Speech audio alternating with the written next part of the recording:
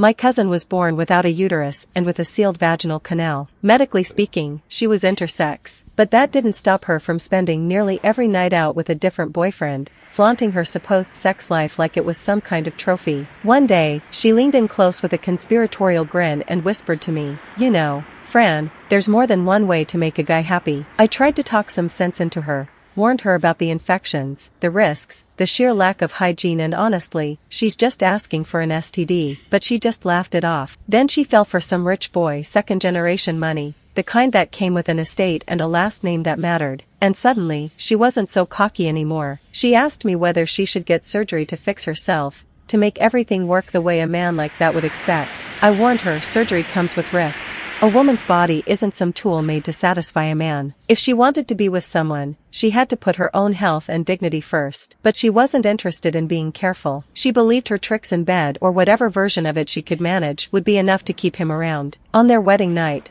no matter what trick she pulled out of her twisted little playbook, he still turned on her, said she disgusted him. Word spread like wildfire. The guy's family kicked her out like yesterday's garbage. The engagement was called off before the wedding cake had even been cut. Her dream of marrying into wealth, dead in the water. She lost everything, her pride, her place in high society, and the engagement. Her dream of marrying into wealth, dead in the water. And then she blamed me for it all. She poured gasoline on me and set me on fire. "You bitch. If it weren't for you talking me out of the surgery, I wouldn't be a laughingstock right now." When I opened my eyes again, I was back in that exam room the very day she told me her secret. "Seriously, Fran, it's the 21st century. You really gotta stop thinking like a nun," she giggled, twisting her waist like she was auditioning for a music video. "There are so many ways I can make a guy happy, way more than just that one," she purred, licking her lips seductively. "Last night, my boyfriend and I went at it again. He was so wild. We went through 8 condoms, strawberry flavor." She actually looked proud of herself, beaming, glowing, like she'd won some kind of trophy.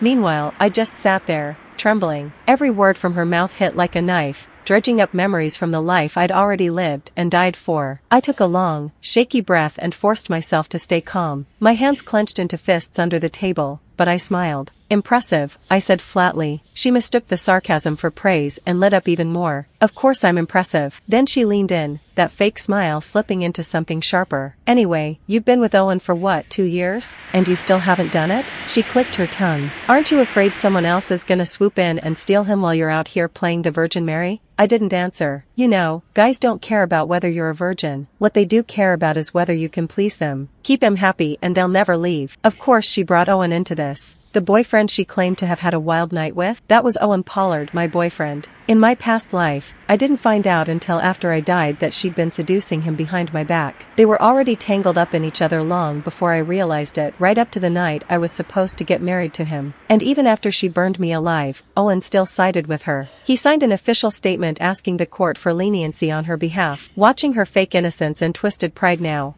I nearly crushed my fists under the table. "Owen respects my choices," I said tightly. "That's why I love him." For just a second, something flickered across her face, envy. But it disappeared quickly, replaced with her usual smirk. "I don't get it," she scoffed. "You're totally healthy, but you treat your body like some priceless relic in a museum. What a waste." She leaned in even closer, voice like poison-laced honey. "But hey, if you're so set on staying a virgin, maybe try taking a few lessons from me." I pulled off my gloves and gestured toward her clothes. "Aren't you worried your mom's gonna find out?" That wiped the smirk clean off her face. Her hand froze mid-button and her eyes narrowed. "She won't find out," she said sharply. "Not unless someone tells her. And you're not stupid enough to bite the hand that feeds you, are you, cousin?" Back in college, when I lost both my parents in a car accident, it was Aunt Hannah who stepped in and paid my tuition. She made sure I graduated from med school, but that generosity came at a price. Aunt Hannah wasn't a saint. She used to be the mistress of a powerful businessman, hoping to lock down her place in the elite by giving him a son. But life played a cruel joke on her. She gave birth to Allison, intersex, sterile and entirely useless to her dreams of marrying up.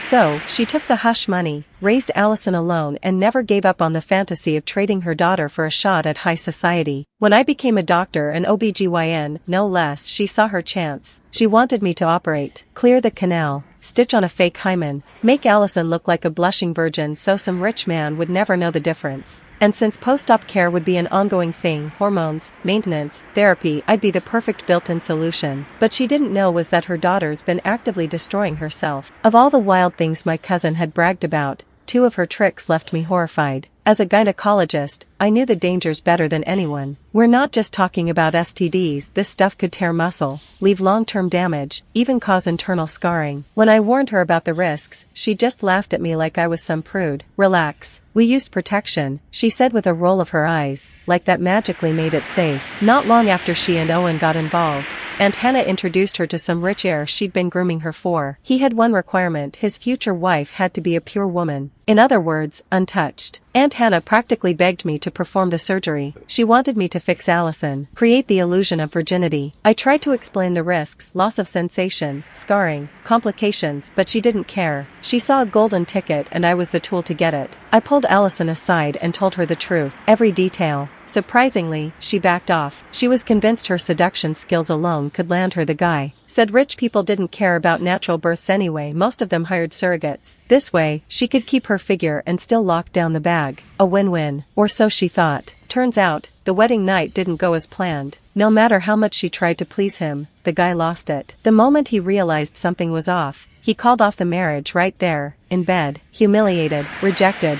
shamed in front of an entire dynasty. And somehow, she decided I was the one to blame. That night, she lit the fire that killed me. Thinking about it now, I knew what I had to do. If I couldn't stop her, I'd at least make sure she and Owen were locked together. That way, the cheating scumbag and the manipulative vixen would be too busy wrecking each other to ruin anyone else's life. Don't worry, Allison, I said sweetly. Your secret's safe with me. Aunt Hannah will never hear it from me. Once the door shut, I pulled out my phone and texted my darling boyfriend. Miss you, babe. Along with it, I sent a few choice photos, lingerie, props, the whole 9 yards. Owen took the bait instantly, replying with drooling emoji like some desperate teenager. I didn't answer. I let him stew. By the time I got off work, I had dozens of unread messages waiting for me. Owen was clearly on fire, thinking I'd finally changed my mind. That night, I went all in, copying every flirtatious line I could find online and sending them one by one, building up the heat until he was begging. Babe, can we video chat, please? His voice was thick with lust. I turned him down with a laugh, claiming I had to take a shower. Not long after, I heard Allison's bedroom door click open. She slipped out in the middle of the night like a teenager sneaking to a secret hookup. She came back at dawn, legs wobbling. Over the next few days, I checked Owen's online shopping cart. Sure enough, he'd ordered a bunch of sex toys, fancy ones. Every time he wanted to hook up with her, he used the excuse of being out of town. This latest business trip had lasted a whole month, and my cousin's gait had gotten noticeably strange. She was taking forever in the bathroom too. Aunt Hannah finally noticed something was off. She pounded on the bathroom door, yelling like a banshee, but Allison brushed it off with a casual, just an upset stomach. Then one day, she showed up at the hospital, pale as a ghost.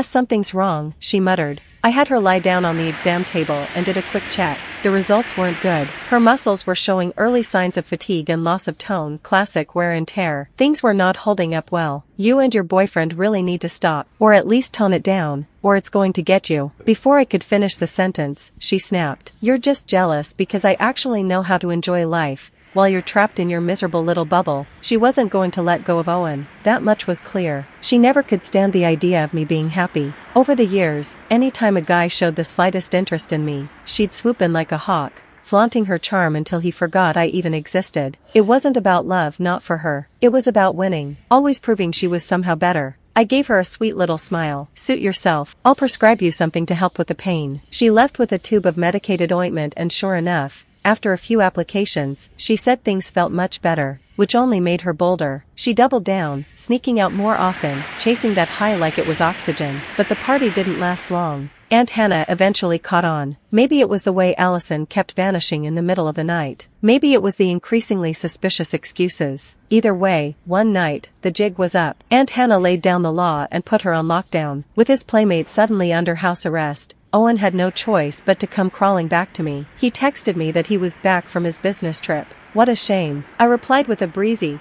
oh no, what a coincidence. I just booked a trip for work, beachside retreat this time. And every single day on that beach, I kept the game going. Flirty messages, double-meaning photos. And just for fun, I signed him up on every mailing list and dating site I could find.